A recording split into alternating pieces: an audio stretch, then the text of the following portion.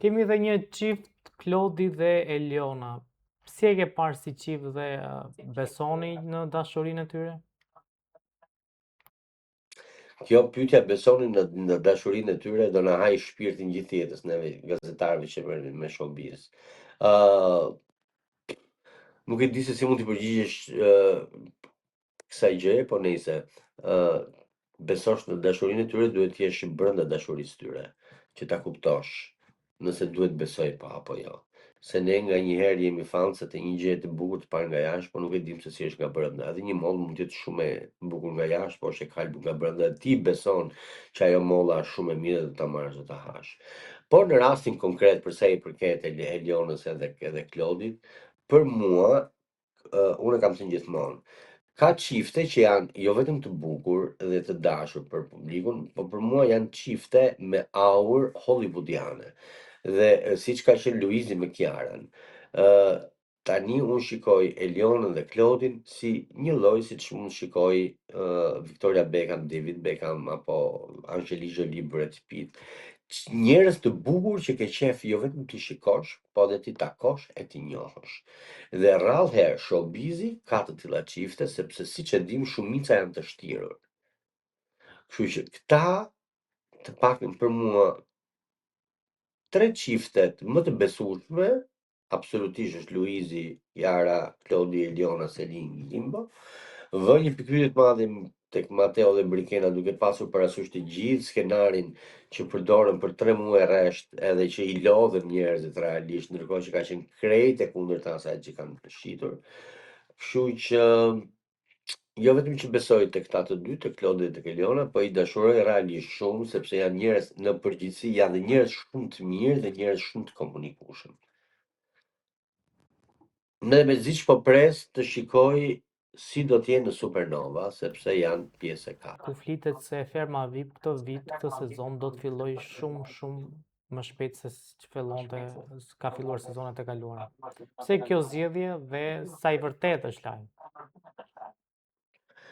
Ne kemi reality show boll mjaftueshëm. Një këshill, nëse mua do më kërkonin, do t'ishte jo, mos e bëni. Mos e bëni sepse do i lodhin njerëzit. Do ta filloni në vjesht. Arsye pse? Në vjesht fillon Big Brother VIP Kosova, në vjesht fillon përputhje, në vjesht fillon Ferma VIP, në fund të tetorit, fillim të tetorit fillon Big Brother. Tani dëgjoj, ne jemi 2 milion njerëz. Sa shikueshmëri televizive kemi neve, po çfarë drejtësi do t'i bësh publikut, pse do t'i lodhësh? Pse domethënë, kam përshtypjen që kjo lufta që ti marrësh audiencën, ti e para njëri ke të pamundur ti marrësh audiencën Big Brotherit. Big Brother në momentin e tij më të keq prap ka audiencë më të lartë se sa ty, sepse njerëzit janë fanatik të Big Brotherit. Ti ferm VIP nuk mund ta bësh Big Brother paralel, sepse në momentin që ti e bën Big Brother paralel, ti ke dështuar sepse do të jesh thjesht një kopje e Big Brotherit real. Tjetra, unë shpresoj shumë që të mos jetë e vërtet, shpresoj shumë mos ta bëjnë dhe shpresoj shumë ta bëjnë atëherë kur është për të bërë. E jo, hajde ta bëjmë tash për të konkuruar apo për të marrë shikueshmërinë Big Brother, se kjo është ignoranca më e madhe. Po shpresoj shumë që personi që do merret këtë vit me gjetjen e banorëve të Fermës VIP, të mos jenë të njëjtët njerëz që futën shoqërinë vitin që kaloi. Dhe i bëj thirrje publike Vita Productionit dhe Olta Dulakut që të marrin një staf jashtë kësaj fushë, jashtë këtyre njerëzve, për të përzgjedhur castin e Fermës VIP. Realisht, jashtë Vita Productionit, jashtë Vision Plusit, jashtë rrethit shoqënor, Eraldo Rexha, Arbana Osmani, Eduard Grishaj.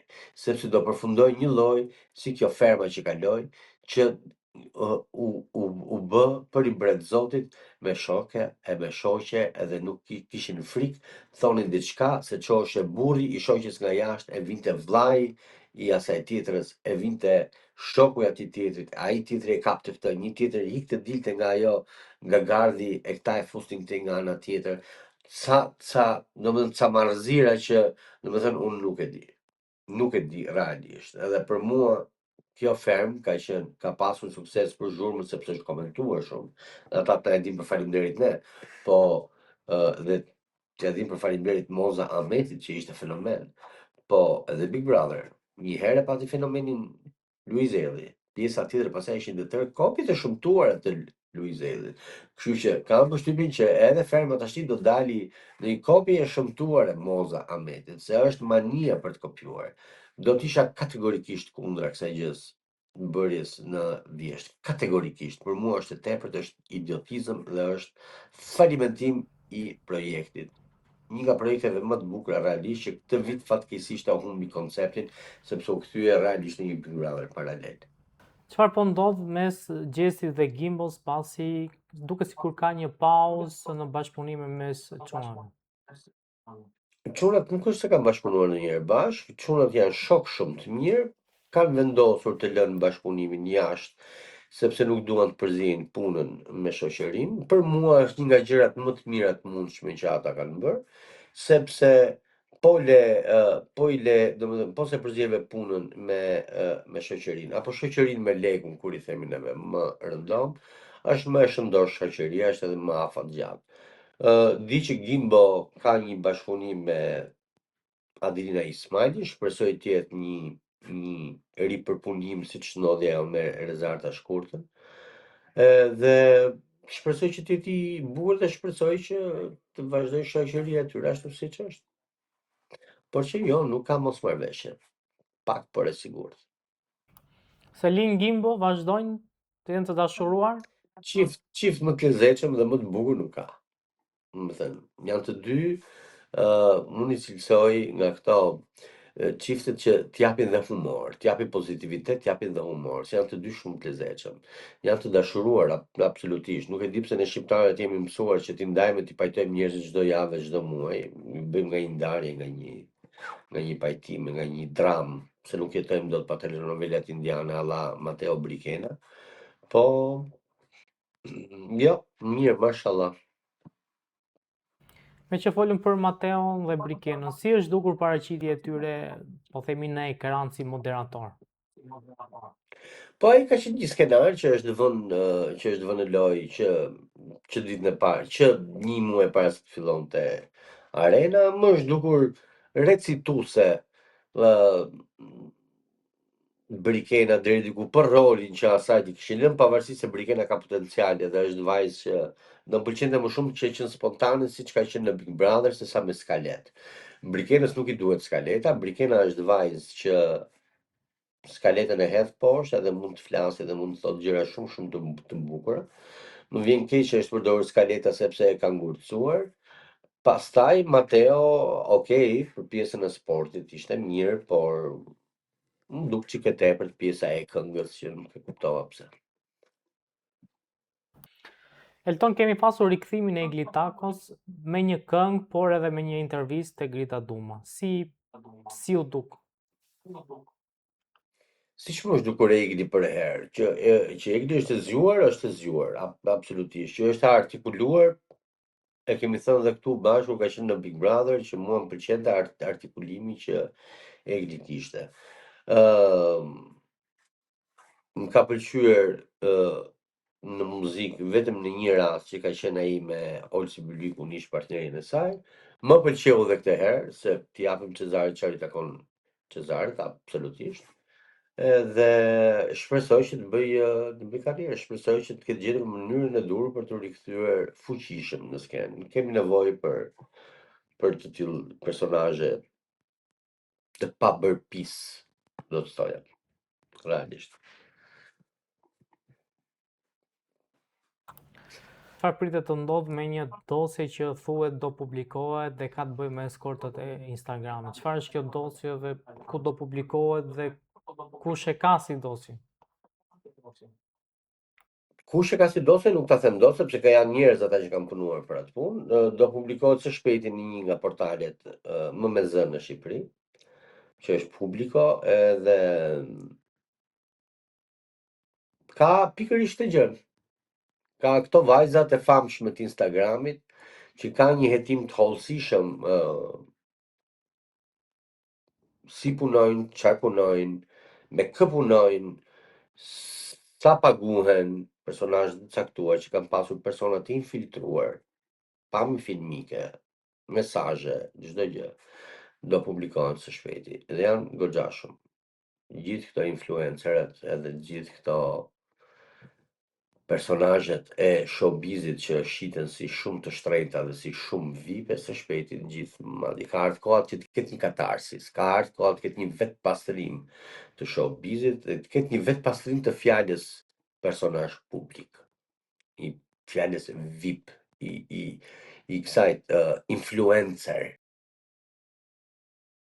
Këto, të gjithë këto përfshin aq shumë personazhe, janë personazhe aq të njohur, janë vajza aq të njohura të showbizit dhe të ekranit, sa që juve nuk e imagjinoni dot. Dhe realisht, kur të shikoni video, fakte të pakundërshtueshme, s'është e pamundur, po, se si qasja e tyre është karshi bizneseve,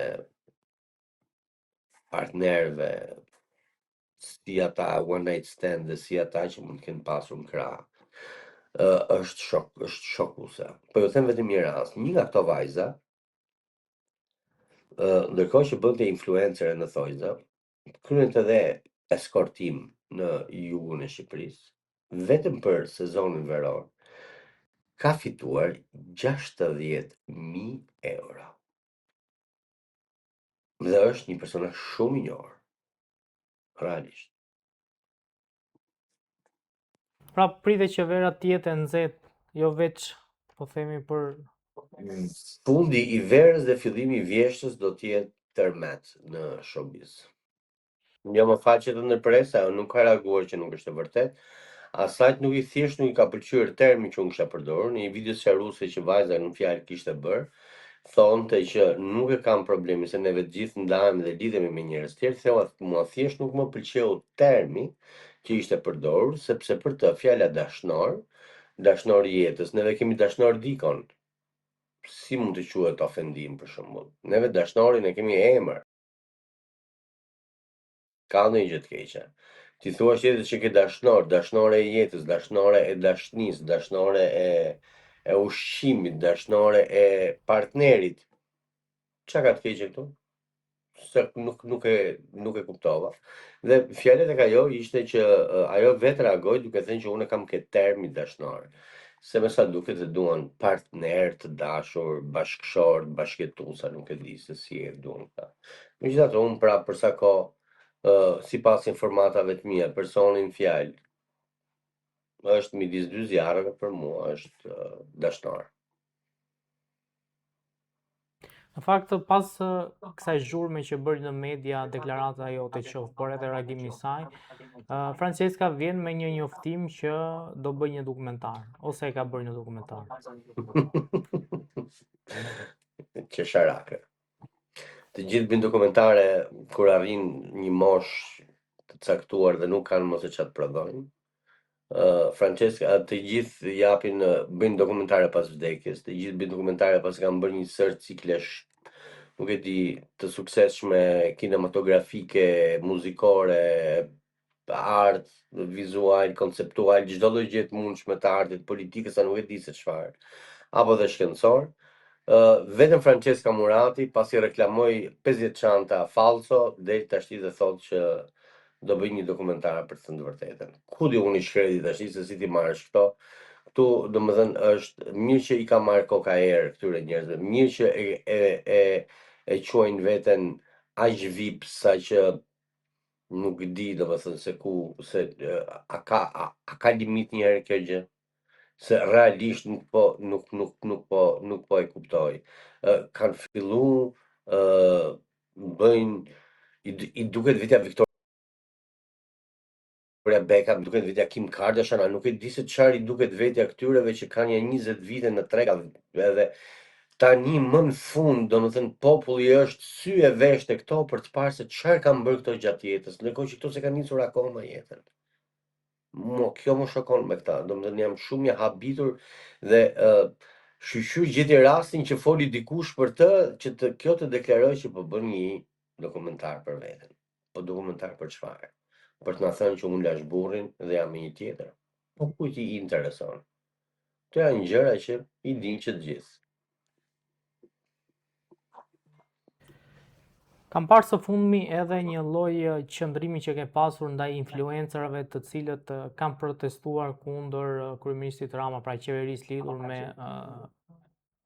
po themi mënyrën se si u zhvillua gjithë pjesa e projektit të Zvërnecit dhe për prezencën e tyre në koncertin e Kanye West.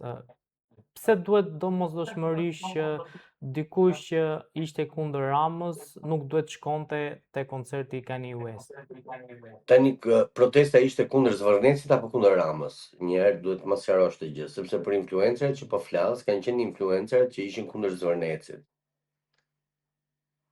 Në fakt protesta nisi si kundër Zvërnecit, pastaj njerëzit Çdo gjë që filluan ta niset për ndërtonin dhe groshë kundër do Ramës. përfundon. Si çdo gjë në Shqipëri që niset për kadaife përfundon bëhet grosh.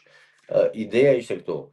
Ti për sa kohë mua më del dhe më jep mend që kjo qeveri është e inkriminuar, që kjo qeveri me taksat tona është duke bërë një koncert, që kjo qeveri po mundohet na hedhë një syve, që kjo qeveri po bën këtë dhe normalisht jam mos e dakord me këto pika. Dhe pastaj të më dalësh, të më bësh video dhe të më hedhësh video nga koncerti i Kanye West, pikërisht që siç ti the deri dje, ishte bërë me taksat e fondit të emergjencës. Tashti më fal, po kë duhet të besoj? Të besoj atë që dje thoshte kështu apo atë që dje bënte këtë? Të kam thënë unë e kam thënë që ditën e parë. Të gjithë këto turli influencerash në thojza, se këto i vetëm veten influencojnë, se nuk influencojnë kërkën tjetër. Shqipëria nuk ka treg për 200.000 influencer. Shqipëria nuk ka treg të influencohet kaq shumë, se në Shqipëri ne influencohemi nga mami, nga babi, nga daja, nga halla, nga xhaja, madje edhe nga komshiu që kemi ngjitur, po jo nga këto teletubis që kemi neve për influencer. Tashti e para kjo. Si fillim njërë këto duhet kuptojnë që s'janë influencer. Një. E dyta që ti zonjë dashur duhet mbash një qëndrim. Këto kur së mbajnë një qëndrim për produktin që i bëjnë reklam, po të marrë një shembull, një nga këto influencerët që kërcente djathtë atje para 2 ditësh atje dhe bënte si e të shmendur, sikur kishte kap qellin me dorë. Po të jap një shembull, ka reklamuar brenda një muaji 5 lloje të ndryshme firmash kremi. Tashti, nëse ti quhesh influencer, ku ja bën trurin tjetrit turli dhe nuk di se çfarë po i reklamon, po mjafton të marrësh lekë si e babzitur. Ato lekë që ti as nuk i ke deklaruar ndonjëherë. As ke për paguar ndonjëherë taksa. Se që ti je influencer, nëse ti e quan influencëllëkun tënd profesion, ti zonjë ushë dashur dhe ti zonjë dashur, apo ti kushdo qofsh, duhet të japësh kontributin tënd, siç e japin firmat që t'japin ty lekët, që ja zëk edhe atyre se ta japin pa faturë. Ja zëk edhe ty që nuk kontribon në financat e shtetit, në arkën e shtetit, sepse duhet paguash taksat e tjera e tjera. Këto lloj influencerësh janë të pabesueshëm për një produkt kremi, llogaritë mund të jenë besueshme për gjëra kaq të mëdha sa qeveria, edhe qeverisë, Rama, Berisha, Begaj, njëra më kishte dalë më bënte ironi ku e kam presidentin dhe qeshte ha, dhe ndërkohë protestonte dhe bënte si e kërcënuar, po koncerti nuk e la pa vajtër, lutem shumë. Mes 60.000 vetëve nuk u ndje e kërcënuar, çuditërisht. Ama për të marrë ca follow në Instagram dhe për të rikthyer edhe një herë në sken, unë ndje e kërcënuar. I përgëzoj të paktën që një pjesë e tyre kishin vajtur në Zvërnec, se si ato me kaçurrela, si ato pa kaçurrela, të paktën minimalisht mësuan ku ishte Zvërneci. Elton, në këndvështrimin tuaj, kush mund të jetë një influencer? Pra, çfarë kushtesh duhet të plotësoj një personazh që të quhet influencer? Duhet me influencosh, duhet më bësh ti që unë ta marr për mua, Për mua, dy influencere që unë i njoh edhe kam respekt absolutisht për punën që bëjnë dhe që po korrin sukses në punën që bëjnë, janë Ditea Berisha dhe Sara Berisha. Mbase nuk janë këto gocat e zhurmshme nëpër televizione, nuk janë këto gocat që bëjnë rrëmuj lart e poshtë apo të bëjnë këto skandalet mediatike siç këto të tjerat preferojnë që t'i bëjnë, sepse i duket vetja shumë interesante këtyreve. Këto të dyja motra, po ecin me një linjë të caktuar, jo që nuk janë hapur e nuk janë stërhapur siç përhapin këto me 800 lloje firmash brenda muajit dhe ti nuk e di se ku do bësh, se çfarë do marrësh dhe çfarë nuk do marrësh. Sepse ndërkohë që ti shkon për të marrë atë që ajo të ka thënë dje, ajo të nesërmen ka dalë me një film tjetër, ti rri dhe thua, ore prit një sekond tash, kjo është po tallet me mua apo çfarë. Kështu që para preferoj dhe realisht mendoj se për mua dy influenceret më të suksesshme në Shqipëri për momentin janë Ditea Berisha dhe Sara Berisha, sepse janë të vetmet që kanë mbi 3 vjet që ndjekin të njëjtën linjë biznesi që kanë pasur që nga dita e parë. Elton, Sepse në Shqipëri ka një problem që quhen influencere, këto që dalin me gjoks jashtë me vithe jashtë, sepse klikohen nga turma se të vdesin të shohin çik tul, po jo se shesin, këto nuk shesin. Këto shesin thjesht trupin, imazhin, pamjen, po jo se shesin produktin. a ka pasur Influencer personazhe, është ajo që po, a ka pasur personazhe që kanë dalë në shesh dhe me reagimet e tyre kanë influencuar njerëz që të dalin përsëri në shesh? absolutisht zero. Njerëzit kanë dalë shesh sepse janë influencuese, i ka vajt si kampanjë, se në kockë, si ka vajtur, s'kan dalë në shesh se doli Fatma me kaçorrela apo doli Fatma pa kaçorrela. Tash të lutem shumë, nëse ti mendon se 100.000 njerëz dolën në shesh se ishte Fatma, ishte Fioralba apo ishte Dea Michel, apo ajo tjetra Rizarta Hoxha, këto që marrin kameraman me vete që të duken bukur kur ta hedhin në Instagram, tash të lutem shumë, po jo, atëherë quhet protesta pas ka qenë paçavure, nëse unë mendoj që këto njerëzit janë influencuar nga ato. Le njerëz që se mendoj fare. Njerëzit kanë dalë atje për hallin e vetes, kanë dalë për kashorrelat e asaj, apo flokët apo fustanet e X-it apo Y-it. Njerëzit kanë dalë që i ka vajt si kampanjës. Njerëzit kanë dalë se nuk durojnë dot më arrogancën. Dhe njerëzit kanë dalë se ka ardhur një pikë që të thuhet mjaft është mjaft. Po ç'lidhje më kanë këto? Ku janë sot këto? Ku janë? Ai shef Gjokundi apo dalin në doli dhe kjo moda tash që hajde bëjmë review negative, hajde shajm. Ke frikë të thuash një gjë apo një mendim ndryshe, sepse të turren një armat e caktuar anonime që qarkullon nëpër Instagram, Facebook, TikTok etj, që të shajnë e të masakrojnë deri tek njerëzit që të kanë vdekur. Domethënë është kafshëri. Kafshëri, këtu ka dalë, domethënë, këta kanë dalë nga kontrolli komplet, këto lloj personazhesh. Edhe më duket shumë interesante se tani që që Departamenti Amerikan i Shtetit ka vendosur që e majta ekstreme dhe mediat, portalet që kanë qenë të majta ekstreme gjatë kohës së protestës do të hetohen, dhe kjo një deklaratë bërë dhe një shkresë që është publike tashmë dhe në internet nga Marco Rubio, sekretari Amerikan i Shtetit, keni për të parë se si do zhduken këto me sekonda. Me sekonda. Se realisht është abuzuar në mënyrën më ekstreme të mundshme me një protestë që nisi si protestë drejtë dhe nuk u mor vesh pastaj se çfarë ishte duke ndodhur. Në këto influencerët kam qef të shoh kur të fillojnë të përballen pak me këtë të dhënurën llogari për kë e kanë bërë dhe pse e kanë bërë, se do më pëlqente shumë. Më vjen keq që do digjet i njohim me thatën se ka njerëz që e kanë bërë hajt për të pasur sa më shumë ndjekës, ka portale që e kanë bërë për të që kanë të gjithë pre lloj skeme ekstremiste të majt, po zjarri nuk pyet se këtë djeg.